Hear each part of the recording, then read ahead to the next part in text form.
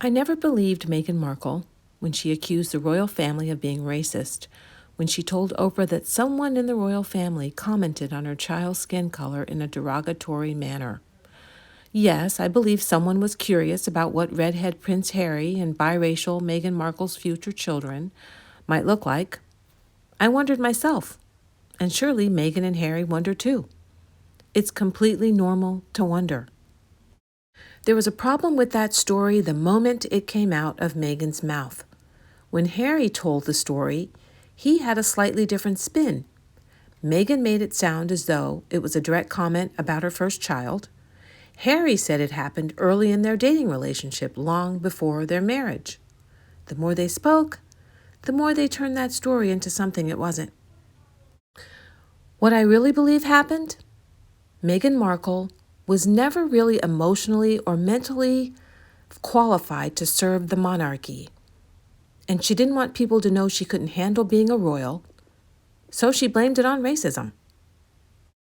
The royal life might look like all glitz and glamour because of the pretty dresses, the tiaras, and the royal titles, but the life of an active royal isn't easy. It's a life of sacrifice and service, not one of celebrity. Their lives are really not much of their own. The king and queen take an oath to serve their country, and active members of the family take an oath to serve the king or queen in serving their country. It's all about service. They have to follow a ton of protocols. They live under a constant spotlight. Their lives are controlled by the monarchy, but they serve it willingly. Living the royal life is a calling.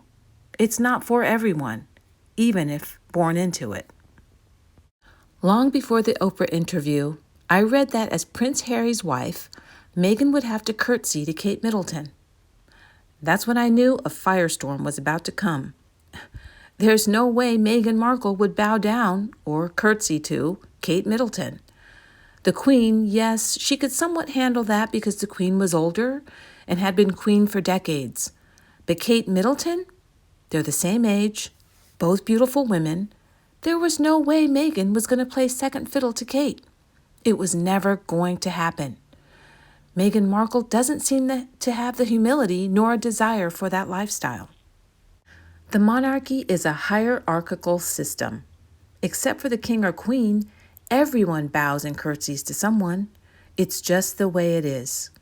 It wasn't like Meghan was Cinderella and the royal family, the wicked stepsisters, making her bow down to them in some evil way. But this is probably how Meghan saw it. Sure enough, the firestorm came. Little by little, there were reports of grumbles by Harry and Meghan. They announced they were leaving their royal duties, and then came the big Oprah interview. The one question I would have asked Meghan if I were Oprah: if your husband were higher up in the line to become king, would you have remained in England serving the monarchy? As much as Meghan and Harry seem to despise the monarchical system, I believe they would still be active royals if they were in Prince William and Kate Middleton's positions. William and Kate, who are higher in rank than Harry and Meghan, are expected to one day be king and queen. Prince Harry is now 5th in line in succession to the throne, but he was 6th in line when they left their royal duties. He's not ever expected to be king. Not that it can't happen. Queen Victoria was 5th in line and became queen. Perhaps that's the reason Harry doesn't want to relinquish his title, just in case.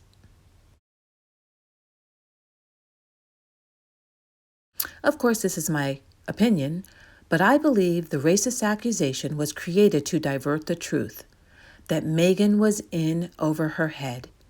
Serving the monarchy wasn't for her. She didn't like following the monarchy's rules. She didn't like playing second fiddle to Kate, and she didn't like that her husband was the spare. But this was now her life. It makes complete sense that Meghan likely experienced major anxiety and insecurity issues over the whole thing because she couldn't cope. And she didn't want to be embarrassed that she couldn't cope. After all, they had just had a $45 million wedding with the world watching and accepting her as the adored new royal. People loved her. People were excited for them, both she and Harry. It makes sense that she was overwhelmed and had suicidal thoughts like she told Oprah. But instead of owning the truth about herself, her own insecurity, she blamed it on the royal family. It's their fault. They're racist. Kate made me cry. It's all their fault. Because Harry is equally as immature and emotionally unhealthy as Meghan, and I don't say that with any ill will, just realistically speaking, he couldn't see or accept the truth either, that his wife wasn't called to serve the monarchy. So he joined her in the blame game. That's what happens when you don't take time to grow emotionally. You blame others for everything. Have you ever seen a child play a board game and get upset when they're losing? They decide, I'm not playing.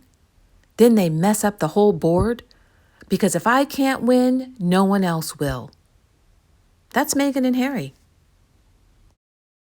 After allowing the racism lie to go on for nearly 2 years, and after accepting an award for fighting racism in the royal family, Harry recently announced in an interview that he nor Meghan ever accused the royals of being racist. What?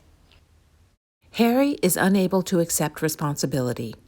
This was a perfect time to apologize for lying to, the public.